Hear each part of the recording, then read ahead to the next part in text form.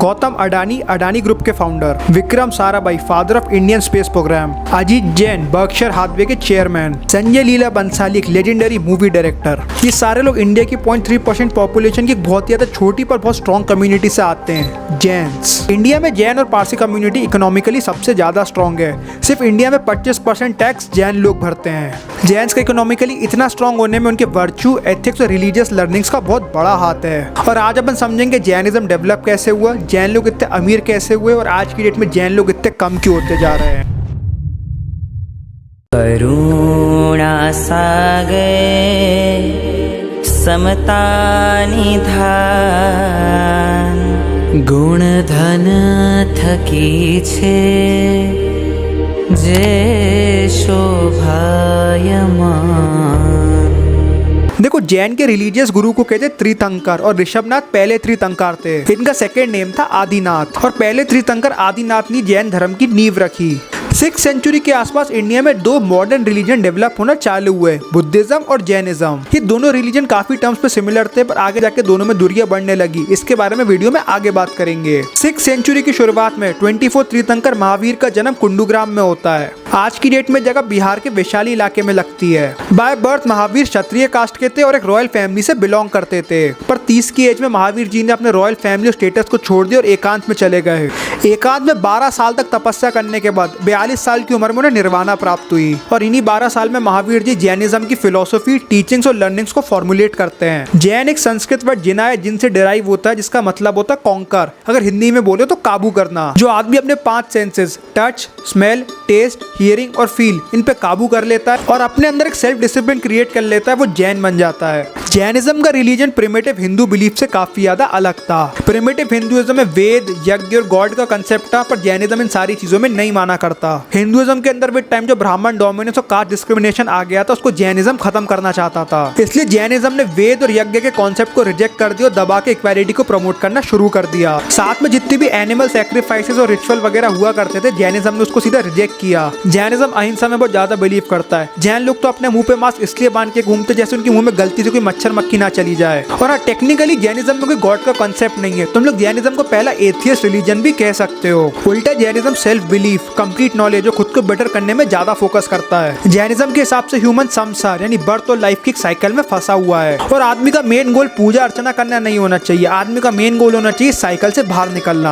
आदमी का next birth उसके प्रेजेंट बर्थ और पास्ट बर्थ के कर्मा पे डिपेंड करता है। इसलिए जैन लोग गॉड से ज्यादा अच्छे कर्म करने में बिलीव करते हैं। विद एवरी रीबर्थ तुम्हारे अच्छे कर्म एक्यूमुलेट होना शुरू होते हैं। आदमी की जितने भी बर्ड्स में मिला के जो कर्म एक्यूमुलेट होती है, उसको वो मेडिटेशन, अहिंसा के थ्रू क्लियर करना शुरू करता है और जैसे इंसान की सारी कर्म वाइप आउट होती है, उसको मोक्ष की प्राप्ति हो जाती है। जैन दूसरों को किसी भी तरीके से हर्ट करने में बिलीव नहीं करते, इसलिए जैन लोग ऐसे प्रोफेशन में घुसते हैं जिसमें उनको किसी को हर्ट ना करना पड़े। इसलिए तुम लोग देखोगे बहुत कम ही जैन लोग लॉयर बनते हैं, क्योंकि वो लोग जानते हैं कोर्ट में झूठ बोलना पड़ सकता है। जैन लोगों की कंप्लीट नॉलेज की फिलोसफी इनको बर्थ से रियल वर्ल्ड में भी बहुत बड़ा एडवांटेज देती है। जैन हाउस होल्ड में बच्चे के बर्थ से एजुकेशन में सबसे ज्यादा फोकस किया जाता है, चाहे वो लड़का हो चाहे लड़की, सबको बराबरी से पढ़ाया जाता है। इसलिए तुम लोग देखोगे इंडिया में सबसे ज्यादा एजुकेटेड कम्युनिटी जैन लोगों की है और यही हंगर फॉर कंप्लीट नॉलेज और कांस्टेंट एजुकेशन इन लोगों को रियल लाइफ में पैसे कमाने में बहुत ज्यादा मदद देती है। जैन लोग जिनके रिलीजियस बिलीफ इतने ज्यादा स्ट्रॉन्ग है, इकोनॉमिकली देश में सबसे अच्छा कर रहे हैं। आज की डेट में उनकी पॉपुलेशन कम हो रही है। 1987 में इंडिया में 0.47% जैन लोग थे। आज की डेट में इंडिया में 0.37% जैन लोग हैं, यानी सिर्फ कुछ ही साल के अंदर 20% से भी जैन लोगों की पॉपुलेशन डिक्रीज हो चुकी है। देखो, लॉर्ड महावीर की डेथ 72 की एज में हो जाती है और उनकी डेथ के बाद से जैनिज्म वीक होना शुरू हो जाता है। किंग बिम्बिसार, हरियंका डायनेस्टी के रूलर, इनका नाम बुद्धिज्म और जैनिज्म दोनों स्क्रिप्चर्स में देखा गया है। ऐसा क्यों? क्योंकि जैनिज्म और बुद्धिज्म एक ही टाइम पे इंडिया में पनपना शुरू हुए थे और किंग बिम्बिसार ने दोनों को इक्वली ट्रीट किया था। राजा बिम्बिसार मगध के रूलर थे और उनके अंडर में दोनों रिलीजन बहुत अच्छे से पनपे। फिर कुछ टाइम बाद डायनेस्टी चेंज हो जाती है। हरियंका डायनेस्टी के बाद जो अगली डायनेस्टी मगध को रूल करती है वो होती है मौर्य डायनेस्टी और मौर्य डायनेस्टी के तीसरे रूलर बनते हैं सम्राट अशोक। जैसा कि तुम लोग जानते हो, बैटल ऑफ कलिंगा के बाद अशोक का हृदय परिवर्तन हो जाता है, वो बुद्धिज्म को अपना लेते हैं। बुद्धिज्म को अपनाने के बाद अशोक की लाइफ का मेन गोल ये बन जाता है कि पूरे देश में बुद्धिज्म का प्रचार किया जाए। एम्परर अशोक के अंडर में बुद्धिज्म का प्रचार पूरे देश भर में बहुत तेजी से होता है। उसमें काफी पैसे भी खर्चे किए जाते हैं और एक बहुत बड़ा कारण बनता है जैनिज्म के डिक्लाइन का। अब देखो, जो कट्टर जैन बिलीफ्स होते हैं बहुत ज्यादा स्ट्रिक्ट होते हैं, आम लोग उसे कहीं से भी फॉलो नहीं कर सकते। दूसरी तरफ बुद्धिज्म के रूल्स जैनिज्म से कम रिजिड थे, इस कारण कई लोगों ने बुद्धिज्म को अपना लिया।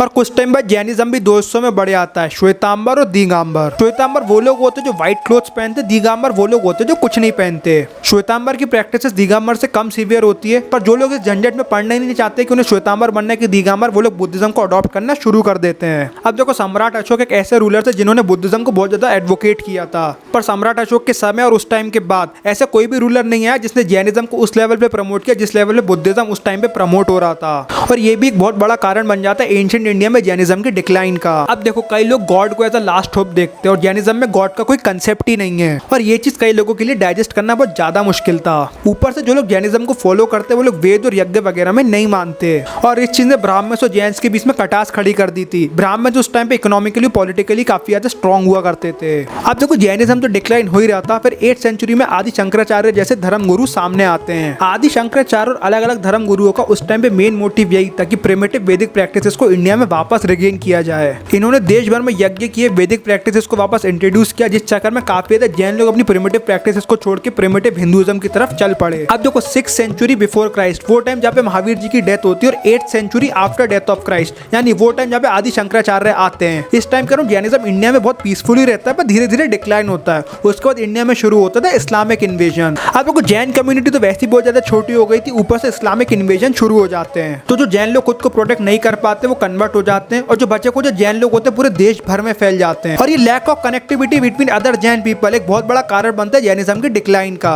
अब एक बहुत बड़ी बात ये भी है, क्रिश्चियनिटी और इस्लाम की तरह इन लोगों ने कन्वर्जन पे कभी फोकस ही नहीं किया। उल्टा एक फैक्ट बताता हूँ, जैनिज्म में एक ऐसा रूल होता है, आज का खाना आज का पानी आज ही खत्म करना है, यानी कि सनसेट के बाद जो खाना पानी उन लोगों ने लास्ट डे में लिया था उसको प्रेजेंट डे में कंज्यूम नहीं कर सकते। और इसे एक रूल ने ट्रैवल रिस्ट्रिक्शंस क्रिएट कर दिए थे एंशिएंट जैन लोगों के लिए। इस कारण जो जैनिज्म का मैसेज है पूरे देश भर में उस स्पीड से नहीं फैल पाया जिस स्पीड से बाकी रिलीजन के मैसेजेस फैल रहे थे। अगर अपन आज की तरीके से भी देखें तो इंडिया की स्टेट्स अलग अलग तरीके से टूटी हुई है, हर स्टेट में किसी न किसी रिलीजन और रिलीजन के पंथ का डोमिनेंट है, पर इनकी स्पेसिफिक स्टेट में अलग अलग हिंदू पंथ को सेलिब्रेट किया जाता है। जैसे तुम लोग वेस्ट बंगाल में देखोगे तो काली जी, दुर्गा पूजा, इन सब पे बहुत ज्यादा फोकस है, पर ऐसी कोई स्टेट नहीं जहाँ पे जैन रिलीजन को मेजर तरीके से सेलिब्रेट किया जाता है। अब एक बड़ी बात तो है कि जो त्योहार वगैरह होते हैं किसी रिलीजन की लॉन्ग लास्टिंग कम्युनिटी को जोड़ने में बहुत बड़ा काम करते हैं। अब देखो, जैनिज्म रिचुअल्स पे तो मानते हैं नहीं, ऊपर से इनके त्योहार भी बहुत ज्यादा कम है, इस कारण जैन लोगों के बीच में एक रिलीजियस कनेक्टिविटी की कमी दिखाई देती है। अब देखो, जैन लोगों ने हिस्टोरिकली अपने बिजनेसेस को एक्सपेंड करने में बहुत ज्यादा फोकस किया, पर अपने रिलीजन को एक्सपेंड करने में इतना फोकस नहीं किया। अब देखो, आज की दुनिया सिंध से भरी पड़ी है, दारू पार्टी वगैरह बहुत आम बात है, और जो लोग मॉडर्न वर्ल्ड में रहते हैं वो लोग प्रैक्टिकली जैनिज्म की सारी प्रैक्टिसेस को फॉलो नहीं कर सकते। कई लोग मॉडर्न डे के टॉक्सिक लिबरलाइजेशन के चक्कर में जैनिज्म को छोड़ रहे, नहीं तो उसे अडॉप्ट ही नहीं कर रहे। हाउ जैन्स आर डिक्लाइनिंग, इस यूनिक वीडियो का आइडिया मेरे को इंद्रास्ता जैन ने दिया था, तो शाउट आउट टू इंद्रास्ता। अगर तुम लोग भी चाहते हो कि तुम्हारे टॉपिक पे वीडियो बने तो इंस्टाग्राम का लिंक तुम्हें कमेंट सेक्शन में पिन दिख जाएगा, पे जाके मेरे को मैसेज कर देना, तुम लोगों के भी टॉपिक पे वीडियो में बना दूंगा। और हमारे शॉर्ट चैनल का लिंक तो तुम्हें कमेंट सेक्शन में मिल जाएगा, वहाँ पे रोज ऐसी वीडियो आती है जिसके बारे में तुम लोग सोच भी नहीं सकते, तो उसको भी जाके सब्सक्राइब कर लेना, उसका भी लिंक तुम्हें कमेंट सेक्शन में पिन दिख जाएगा।